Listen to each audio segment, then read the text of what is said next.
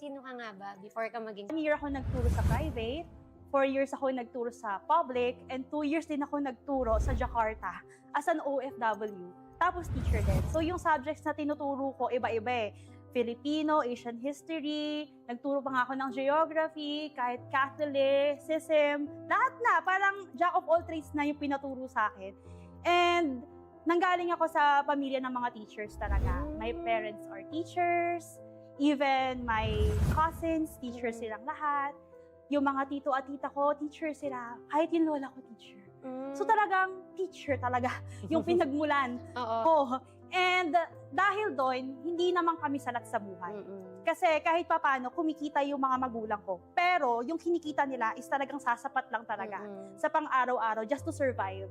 Kaya pinalaki ako ng magulang ko na magkaroon ako ng simpleng buhay. At the same time, magkaroon ng gratitude sa lahat ng mga bagay na meron ako. Simple man yan, maliit man yan, o malaki. Na to the point na meron ako mga pinapabili. Alam mo yung mga bata tayo, uso yung inggit eh. Nauso dati yung sapatos na may gulong. Gusto ko yun! Hindi nila mabili kasi nga, mahal. I remember the price that was 600 during that time. Pero they cannot afford it. Pero hindi ako nagtatampo kasi I really understand why. So as in, ganun kasimple yung buhay to the point na nung college ako, uso na yung mga touchscreen nun eh. Of course, papabili ako ng phone pero hindi talaga. Ang nabiling phone sa akin, alam mo kung ano? Alam mo yung keypad. Tapos, kada pindot na nagfe-fade na yung mga letters. And sabi ng mga classmates ko, may ano ba yung cellphone? Yung parang pamato sa piko. Di ba parang, okay, pero hindi, instead na magtampo ako, okay, I'm used to it na eh. Kasi I'm used to live a simple life. Di ba? Na as of the moment, kahit na CEO na tayo at may kumpanya, yun pa rin yung pinipili kong buhay, maging simple. And tinuruan kasi ako ng mga magulang ko na pagtrabahuan mo lahat ng bagay na gusto mo. Kasi mas masarap makuha yung bagay kapag pinaghirapan.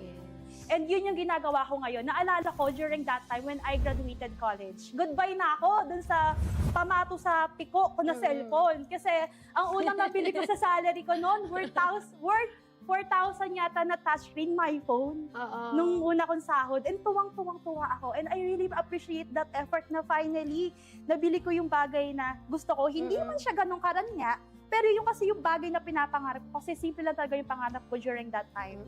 Just to survive. and mabuhay nang hindi salat. Pero tamang-tama lang na ma-provide ko kung ano yung pangangailangan ko at pangangailangan ng pamilya ko. And of course, panganay kasi ako.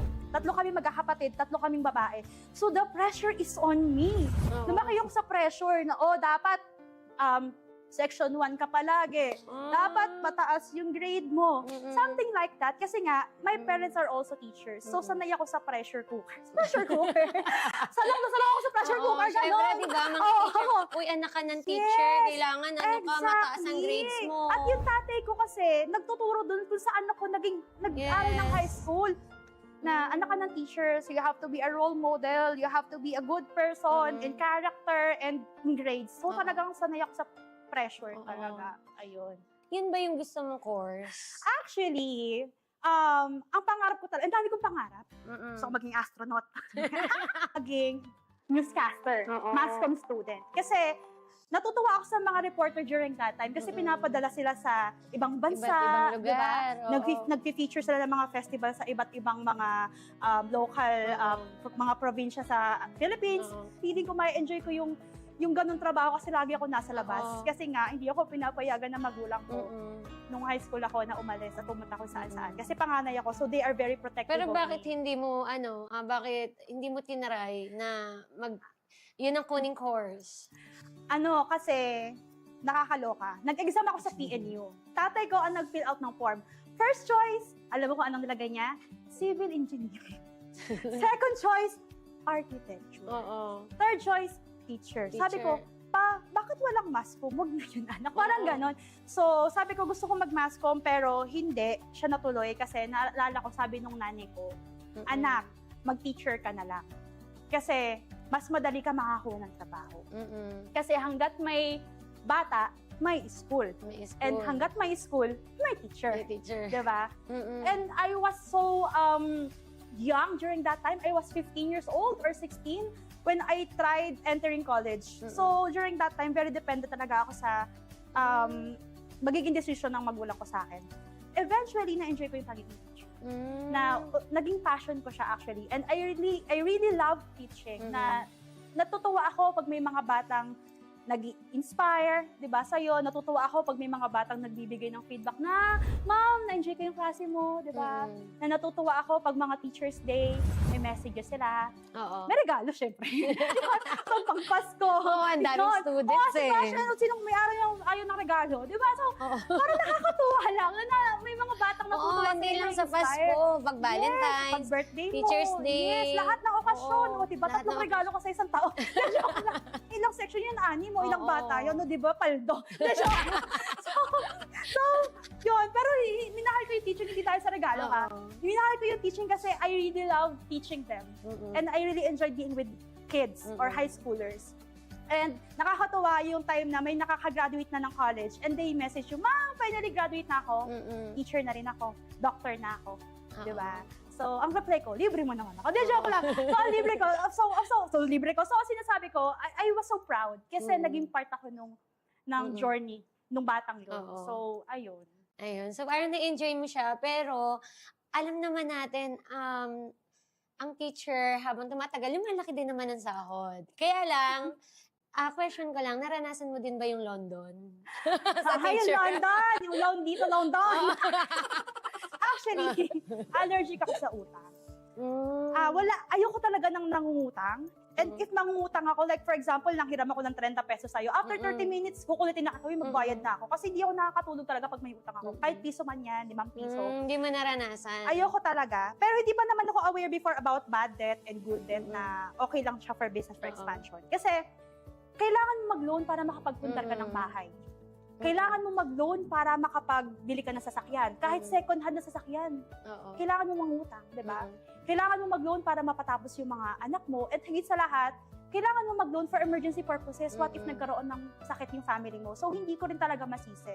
So, I have that thought na, ayoko ng ganito. Although, I really wanna honor and appreciate my parents for doing everything. For giving their best just to provide for the needs of the full family. Diba? Na kahit na hindi sapat yung inyong sinasahod, pero napalaki nila kami ng maayos at napatapos nila kami ng pag-aaral. So, I am really proud of them. So, ako, as a person, ayoko talaga. Pero at least, nakita mo na mahirap. Mahirap. Pag doon ka umasa. Exactly. Diba? Kasi maraming teachers, actually, hindi naman ako dyan. Parang dahil nga maraming opportunity na pwede silang mag-loan kung saan-saan at hindi matatanggal sa trabaho, diba? So, doon na rin talaga sila umaasa. Diba? Exactly. Kasi, sa mga days, hindi na sapat talaga yung sahod sa effort na binibigay nila. Pero mo, teacher ka na, guidance counselor ka pa. Di ba, pag may nagsuntukan sa paka sa klase mo, ikaw awat niya, naranasan ko yun. Uy, gano'n. Pag may nagnat, naranasan ko magpunas ng tuwalya sa ulo dahil walang klinisan, di ba? Minsan, ikaw pa yung pupunta ka sa bahay, para ka nagsisensus, pag uma-absent yung estudyante, pupuntahan mo sa bahay. Di ba, parang, tsaka dala-dala mo pa yung trabaho sa bahay. Wala ka ng life. Yes, totoo. Dala mo mag-check. Naranasan ko mag-check ng test paper sa jeep. Yes. Oo, tapos, Hindi mo inuuto sa estudyante? hindi, kasi private school, bawal. Okay. Doon sa school ko ewan ko lang ngayon. Pero during that time, doon sa school ko na private, bawal mag-check ng student. So, kailangan ikaw. Tapos, sa public naman, sila naman yung nag-check. Pero of course, aside from that, ang dami pang portfolio, paperworks, ang dami. Lesson plan na araw-araw mong gagawin. Tapos yung sahod mo talagang sasapat lang. Ayun.